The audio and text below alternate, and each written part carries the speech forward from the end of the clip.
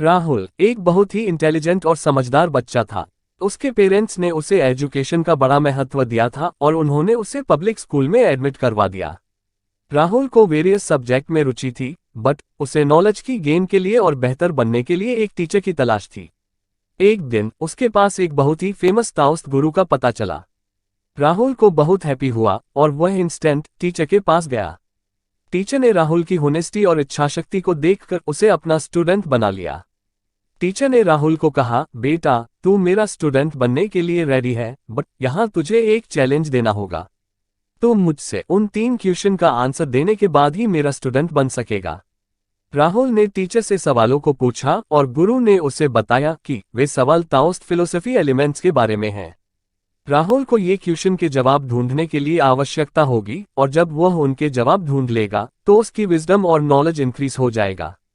राहुल ने तब अपनी सभी नॉलेज रिसोर्सेस की हेल्प ली और ताओist दर्शन के बारे में स्टडी स्टार्ट कर दी।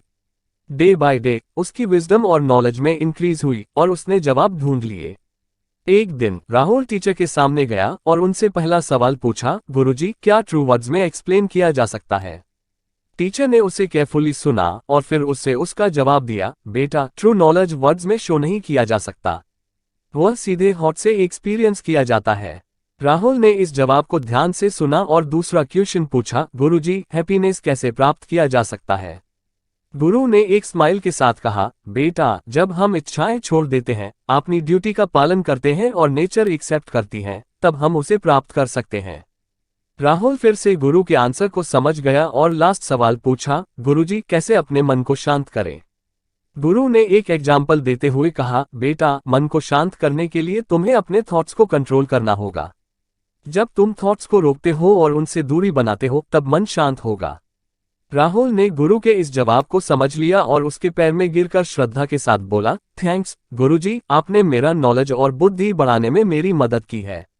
इस ताओist कहानी के जवाब द्वारा राहुल ने अपनी बुद्धि को इंक्रीज किया और अपने लाइफ की प्रॉब्लम्स का सॉल्यूशन ढूंढ लिया।